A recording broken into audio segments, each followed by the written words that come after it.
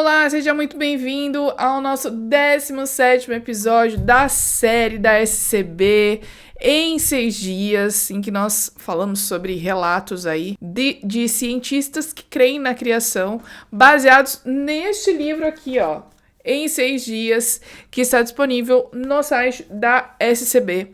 Hoje nós vamos falar sobre o Dr. McIntosh, mas antes disso, eu não posso deixar de pedir, eu sempre esqueço, mas hoje eu lembrei, de pedir para que você dê um joinha, que você se inscreva no canal, que você compartilhe esse conteúdo. Gente, a sua participação é fundamental para esse conteúdo chegar a mais pessoas. Hoje eu preciso da tua ajuda, a SCB precisa do teu apoio.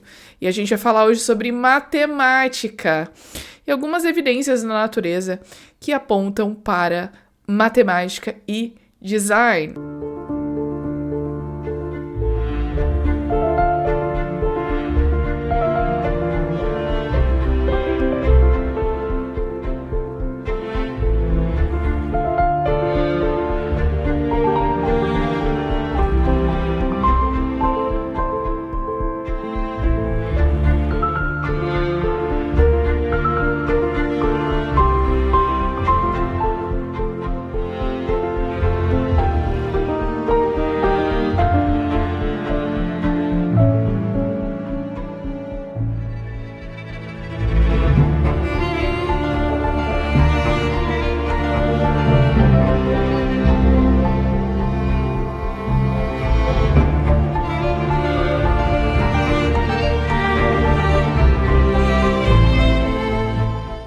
Bom, pessoal, vamos falar então sobre o nosso tema, sobre o cientista, né, deste vídeo, que a gente vai falar sobre o Dr. Andrew McIntosh. Ele é um matemático, professor na área de teoria da combustão no Departamento de Combustíveis e Energia da Universidade de Leeds, no Reino Unido. Ele tem graduação em matemática aplicada pela Universidade de Gales, doutorado em teoria da combustão pelo Cranfield Institute of Technology e doutorado superior também em matemática pela Universidade de Gales. E ele contribuiu em 10 livros com capítulos, né, sobre teoria da combustão, publicou mais de 80 artigos científicos.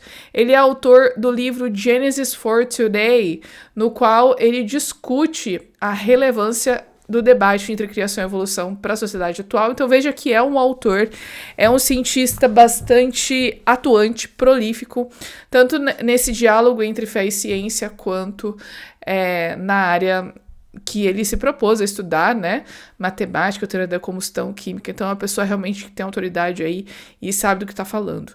E o Dr. McIntosh, ele começa falando que, de fato, não existem cientistas neutros. Todos nós, especialmente cientistas, vão interpretar evidências a partir de pressupostos que são filosóficos, né? E se alguém parte do pressuposto de que Deus não existe, naturalmente a gente espera que ele vai interpretar a complexidade da natureza de forma não teísta.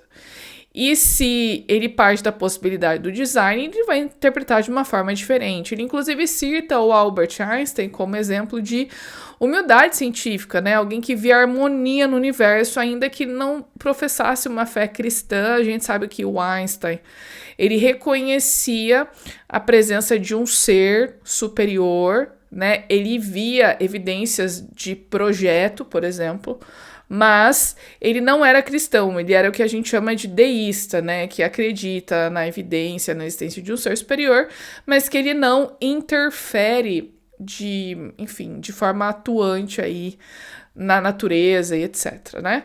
Então, a partir daí, o Dr. McIntosh, ele entra em um dos pilares do seu argumento, que é a segunda lei da termodinâmica. E essa lei, ela afirma que em sistemas fechados, a entropia, que ela pode ser entendida como desordem ou uma energia que não está disponível para o trabalho, tende a aumentar. E ele argumenta que essa tendência ao aumento da desordem seria incompatível com a evolução da complexidade biológica, né? Mas o ponto central aqui do Dr. McIntosh vai além da termodinâmica e ele introduz a questão da informação. Agora, se você antes de falar sobre a informação, né? Se você quiser conhecer um pouco mais sobre a questão das leis da termodinâmica e como elas podem ser uma evidência de que a vida não surgiu por acaso, você pode acessar o link que está aqui na descrição do vídeo. E tem uma extensa discussão de um artigo que foi publicado na revista Criacionista, né? Pela SCB, falando sobre isso, tá bem interessante. É verdade, esse tema ele acaba sendo bastante nichado pra galera que entende das exatas, pra galera que se identifica, que estuda, que é curioso a esse respeito, né? De qualquer forma, tá aí disponível pra, se você quiser ler, com certeza alguma coisa você vai entender, tá bom? Se você não é dessa área aí. Bom, falando sobre, então, a questão da informação, ele afirma que a informação ela não pode ser reduzida apenas a matéria ou energia. Então, como o significado de um livro não é só tinta e papel, o significado no DNA também não seria apenas química, né? Isso significa que tem mais coisa por trás. O Dr. McIntosh descreve o DNA como um sistema de codificação altamente sofisticado e que é comparável à linguagem e comunicação. Segundo ele, códigos pressupõem um codificador, informação pressupõe uma mente. E esse é um argumento muito clássico do design inteligente, a origem da informação biológica. Entretanto, a biologia molecular e contemporânea explica que mutações, duplicações gênicas, recombinações e seleção natural podem gerar novas funções ao longo do tempo, né? Então, veja, em contrapartida, você vê que o Dr. McIntosh ele diz que essa origem da explicação fica bastante complicado de ser explicada pela seleção natural. No entanto, os modelos naturalistas entendem que as mutações elas podem gerar novas funções. No entanto, apesar de explicar dessa forma, quando a gente vai para a evidência, na maior parte das vezes, as mutações têm efeitos deletérios, ou seja, é bastante complicado ter alguma contribuição significativa para o indivíduo. E que essa mutação não apenas surja, mas ela se fixe na população. Essa mutação não pode aparecer em qualquer lugar, essa mutação ela precisa acontecer em células que são reprodutoras, que têm essa função hereditária, porque ela precisa ser transmitida para os descendentes. Então, existem muitas dificuldades que são impostas a essa questão da mutação, né? E quando a gente vê o resultado prático, aquelas mutações que fazem com que o indivíduo tenha algumas características diferentes, na verdade, são modificações da informação genética que já havia. Então, o que de fato tem aí uma nova informação, né? Então, aqui a gente tem a seguinte discussão. Essa mutação, ela providencia uma nova informação? Isso ainda é bastante debatido no campo filosófico, né? Apesar da genética ter algumas evidências a esse respeito, quando a gente vai analisar, a gente se questiona muito se essas mutações teriam um valor significativo se a gente for considerar esse tempo profundo em milhões de anos, né? É um tiro no escuro. Porque você precisa entender que essa mutação que surgiu, ela é benéfica.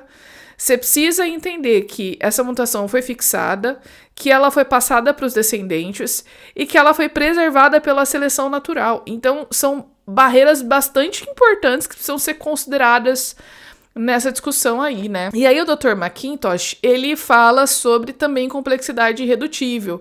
E ele escolhe um exemplo bastante interessante, que é a questão do voo. Ele argumenta que o voo exige que não apenas o indivíduo tenha asas, mas ele precisa de uma série de sistemas que esteja trabalhando aí em conjunto para que o animal possa voar. Então você precisa do formato correto das asas, uma estrutura leve, como ossos ocos, por exemplo, sistema muscular adequado, respiratório eficiente, sistema nervoso coordenado, controle da habilidade com a cauda, porque a cauda vai servir ali também como estrutura aerodinâmica, né, para diminuir a resistência do ar. Então, segundo o Dr. McIntosh, um quase pássaro não conseguiria sobreviver. Ele analisa detalhadamente as penas das aves e destaca que a sua microestrutura, que tem ganchos e barbículas, funcionam como uma espécie de velcro natural. Ele também menciona os ossos ocos, que têm reforços internos, sistema respiratório eficiente, né? As aves têm ali os sacos aéreos que ajudam a deixar ela mais leve, ajudam no voo. E o metabolismo elevado, bastante alto, a temperatura média das aves é bem maior que a nossa, por exemplo. Então, a conclusão que ele tem diante de todas essas evidências é que seria bastante improvável que tudo isso surgisse por modificações graduais, porque esses indivíduos seriam eliminados se a gente fosse usar a lógica da seleção natural, né? Apesar de a teoria evolutiva dizer que nas últimas décadas muitos fósseis de dinossauros apresentam aí estruturas intermediárias como penas e etc. Ao mesmo tempo, tem muito cientista que entende que não são penas, né? Que são evidências de outra coisa, ou foi alguma deformação que foi acontecendo, uma outra estrutura que é interpretado como pena e que não é exatamente isso, né? Então, assim, o consenso hoje é que dinossauros eles poderiam ter penas.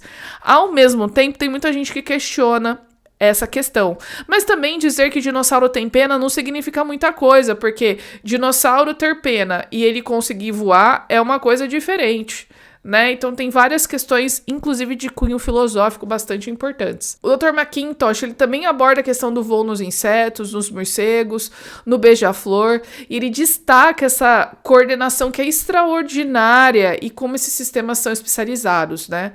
Ele também menciona a borboleta monarca, com a migração que esses animais eles fazem por milhares de quilômetros ao longo de múltiplas gerações, e argumenta que isso existe informação genética bastante sofisticada, né? Um outro exemplo que ele cita também é o besouro bombardeiro, que libera uma explosão química controlada para se defender, e é interessante porque essas substâncias químicas que são liberadas, como é uma reação exotérmica, é uma temperatura muito alta, e parece que quando o inseto, o sapo, por exemplo, o anfíbio vai comer, é como se ele estivesse comendo algo muito, muito quente, né? Ele acaba soltando com um reflexo, e aí o besouro ele se livra de virar alimento, né? Então veja que a gente tem muitos exemplos interessantes de adaptações. Agora, basicamente, para trazer o outro lado, a seleção, o modelo naturalista, ele vai se fiar muito na seleção natural, né? Que esses comportamentos desses seres vivos, eles foram sendo moldados ao longo dos milhões de anos. Inclusive, você consegue até perceber uma linguagem um tanto quanto teleológica, colocando um propósito na seleção natural. Então, a seleção natural fez com que o besouro evoluísse esse comportamento para se proteger. Quando a gente vai analisar a teoria da evolução, a seleção natural, como é um aspecto que não é direcionado, na verdade, considerando a perspectiva evolutiva, essa seleção natural não vai evoluir para nada, ela simplesmente acontece. E o fato disso proteger o besouro é um acidente, sabe? Então, dizer aí que isso evoluiu para tal coisa, isso é um raciocínio bastante errado, né? Porque não tem propósito nenhum, né? Então, o Dr. McIntosh, ele também aborda o registro fóssil, eventos catastróficos, erupções vulcânicas, né, como, por exemplo, o Krakatoa, Monte Santa Helena, e ele argumenta que esses eventos, eles mostram o potencial para transformações geológicas bastante rápidas e como isso pode surgir abruptamente. Então, você não teria necessidade de milhões de anos, né? A gente já falou sobre isso aqui.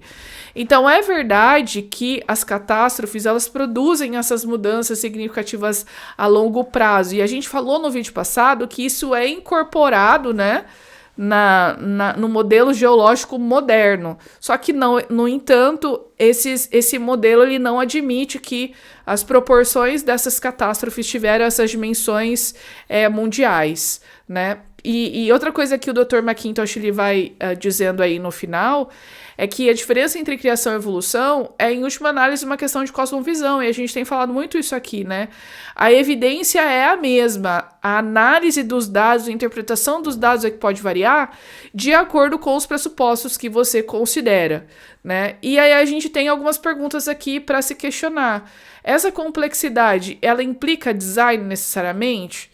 A informação biológica exige, né, uma mente, a gente aí que entende que essas perguntas são muito legítimas e a gente entende também que sim, porque existe um designer, existe um criador que fez essas coisas com intencionalidade, né? Essa é a perspectiva do Dr. Andrew McIntosh, né? Tá aqui no livro Em 6 Dias. Não esqueça de entrar no site da SCB para adquirir esse livro, se programe e curta esse conteúdo, compartilhe com os amigos, comente para mostrar para o YouTube que essa informação, esse conteúdo é importante para recomendar para mais pessoas, tá bom, pessoal?